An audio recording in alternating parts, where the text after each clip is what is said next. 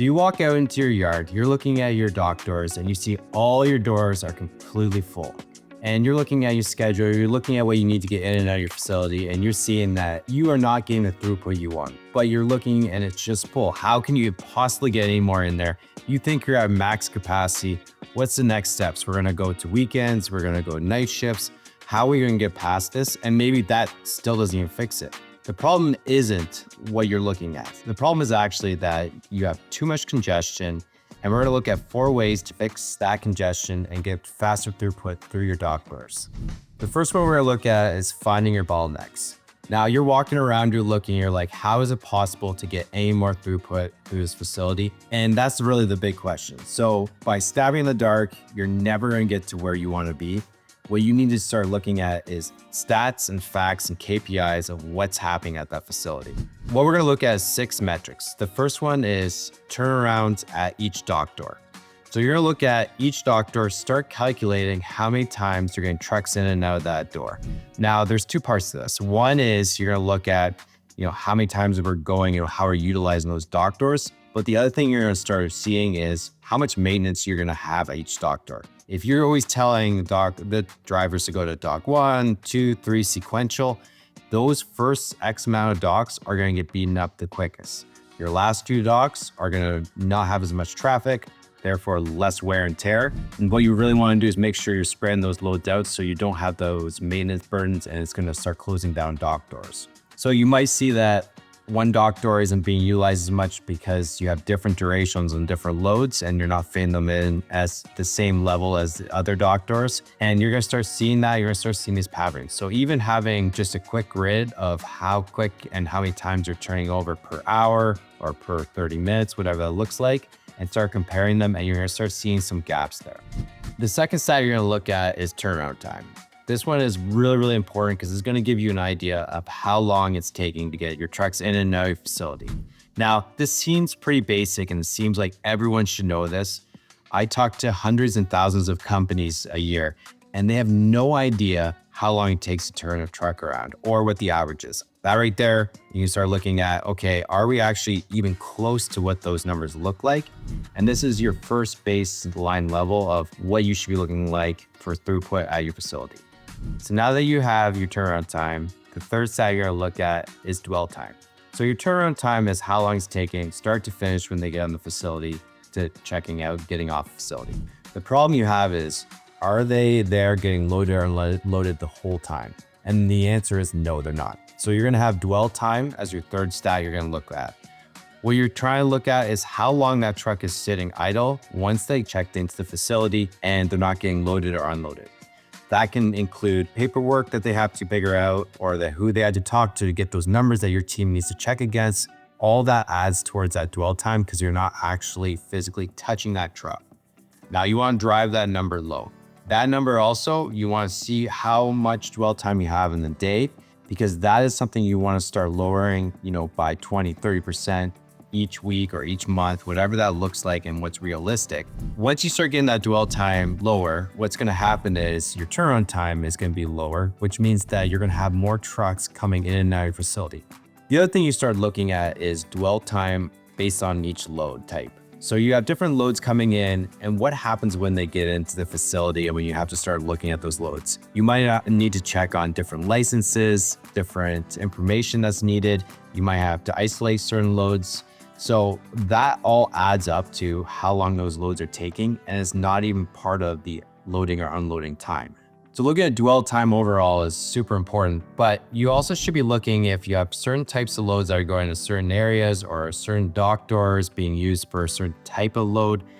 Anything like that where you're breaking up different load types or by customer, you should start looking at those dwell times too. Just separating them so that you have an overall idea of, hey, this is our average dwell time, per day. And for these types of loads or these dock doors or these lanes, this is the type and the amounts that we're hitting with dwell time each day from that type of load. So calculating both of those so that you have better KPIs and metrics go in there and come up with a game plan, going to help you out a lot.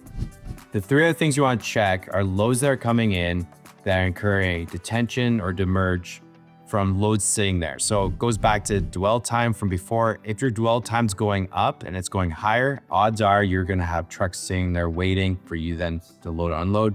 So you're gonna get hit with these charges. The other thing you should be taking a look at is how many appointments are being missed by customers and carriers, but also how many appointments are not getting booked currently and they're just showing up whenever they want. That also you have to fit into your schedule, and it's gonna start playing with all your other numbers. You need to focus in on that and making sure that you have good control over that, and that number is as low as possible. And then the last one that you'll be looking at is on time in full, or OTIF. Making sure that those loads are showing up. It's what you expected and your team expected when it hit the dock doors, and it's actually showing up on time. These 6 metrics, once you start calculating them, it's gonna really help your team start making better decisions of what you need to do. So now that you have all these KPIs and metrics of how things are going at your facility, you can come up with a plan and organize your schedule to make sure it fits what your team actually needs and get rid of that gut feeling. You know, we shouldn't have this load come in at this time because I think this other thing is going to cause conflict. That's what you want to get away from. You want to have it so that it is a static document that your team can understand. So what I'm trying to say here is when you look at when a different doctor is being used for a certain load type or certain customers coming in, it takes a little bit more time. You don't want to have all these labor intensive appointments all at the same time, showing up at 7 a.m. and your team scrambling. And a good example is QC. If you have to do QC on loads coming in, you probably don't have a huge team that's looking over QC and making sure everything looks good. You can't have 5 of those loads at the same time. Instead, you want to have, one in the morning, one around lunchtime, and then one at the end of the day. So spreading those out and making sure that's one of the things your team has to look at before it actually gets booked, super important. So when I'm going to go through and I look at these load types, I want to have labor intensive. Then I want to have a little bit of buffer. Those easy wins of those quick loads, 30 minutes or under, get a couple of those in afterwards. Your team isn't getting jammed up nonstop, go, go, go, go. They have a breather to understand what's coming in. They can make a game plan of those, labor intensive loads that are coming in so that it's not just a scramble, and you're going to see that throughput go up because your team isn't always behind the 8 ball trying to play catch up. And that rolls us into the second part of it, which is doctor allocation. So when you're looking at how your facility is working and what's coming in, you need to start looking at how you're actually utilizing these doctors. So things that are easy to take a look at is inbound versus outbound. Do you have certain areas that you're putting away loads or shipping from? Split that building up, have the doctors for inbound and outbound. It's gonna help your team out. Some facilities you can't do that. It is just the nature of the beast. But if you can split that up and have certain doctors like that, it's gonna help. But you'll also have things like certain customers need to get QC'd, or they need to have certain areas, or it's closer to go away. Start siloing those off to those customers. Or, like a really easy one is if there's equipment or a cold storage unit part of your facility, make sure that those doors are only being used for that at any given time. With all that, you're gonna start looking at how can I actually run this? So you're gonna have all these different rules and everything like that. And you really need to start implementing those, but it will be a lot on your team. There's no question. And that's really when you start looking at a doc scheduling system like Datadocs that's gonna help you optimize and put all these rules in place so your team doesn't have to do it. You're gonna be booking against an algorithm and you don't have to worry about any of these little things because the system will know it and will optimize all the flows. So even going as far as your dock doors getting hit over and over again on the first few of your doors, that will start getting spread out throughout the day and throughout the time slots so that you're not hitting, dock 1 always and dock 2. Number 3 is sending information to your team before your inbound loads show up at your facility. The biggest thing that you're gonna face is when those loads come up and you start taking them off, you open those doors and you have to figure out what is actually on that truck. Now you're gonna have some paperwork, at least you hope you have some paperwork when they show up, and you should know roughly what it is. But you also have to take a look at what is supposed to be on that truck compared to what is actually on that truck. So the more time your team has to actually understand what's supposed to be there so that they know, okay, we can put this away in this area, or we're missing this, these types of pallets on this truck, is just gonna speed up everything. Now, this is a really difficult one, but also an easy one. And why I say that is because you can reach out to your customers, carriers, and all the paperwork that you send to them say, hey, 24 hours before the load shows up, we need to know what's on that truck. Now, automate that so you don't have to manually do it. That's one of the biggest things. You want your team to actually be, having phone calls or emails or anything like that. But actually getting that information from your customer or carrier might be difficult. Now, it's not a losing battle. Even if you only get 25% of that information to your team on all the loads coming in your facility in a month, you gotta look at it this way. That's 25% more than what you have currently, and that's increasing the efficiency on 25% of your loads. The more and more you remind your customers and carriers on this, the better chance you're gonna get that. So be persistent, don't give up, don't just stop because this customer never does it.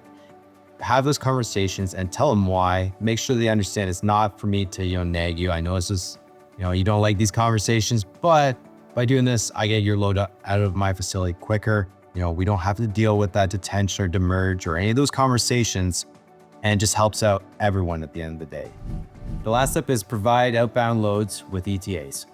So on your loads that are going out of your facility, and this is more for your trucks that you're hiring or it's your team, is trying to get that information of when that truck's actually going to show up at your facility. So one of the things you're going to try to do is look at how we can get better staged loads at the front of the facility, ready to go, right at that time that truck shows up. Because if you have staged loads there, it's going to cause congestion. Even if it's going to only be there for an hour or two, that's just an hour or two more that people have to drive past it, that things can happen. So making sure that you have a good idea of when that truck's going to show up, you can have those loads nice and staged and ready to go, but also that your team knows what those loads are that are coming up. The other thing you should be doing, because you've already collected this information of how long it's taking to turn around trucks. So for your outbound loads that you're controlling, how long it's taking for those numbers.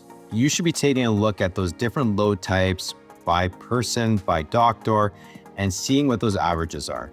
Now you're gonna have some sort of expectation of, this was a really easy load. You should be able to load this up in under 30 minutes. And you wanna start looking at those and making sure you're hitting those timeframes. If you're not, or there's a certain person or a certain area that's not, having that conversation and saying, hey, you know what? I expect this to be done in 30 minutes.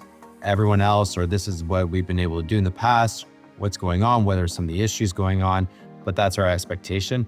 And just letting that team know so that they can work towards something. Because if they don't hear that, they're going to be like, yeah, whatever. I can get it done in 45 minutes. Everything's great. And if they don't know that that's like a really big issue, then they can't work towards that goal. You can't hold them accountable, which is a really big part of it also on that side. So the reality is you don't need more dock doors. That usually isn't the problem. It is just getting loads in and out of your facility way quicker and way more efficient is going to be so helpful, and you won't have to worry about having more dock doors and complaining about that. I've personally seen facilities that are a lot smaller with a lot less dock doors be able to outpace facilities with massive amounts of dock doors, all because they had a great system. They implemented the right software with dock scheduling and yard management like Datadocs that really effectively and efficiently pushes their limits at their facility and gets way more throughput, all with less compared to the big guys. But your dock doors aren't the only place that might cause slowdowns. If you're finding that you're having a lot of slowdowns in different parts of the day or different parts of your facility, check out my next video to see how you can improve that.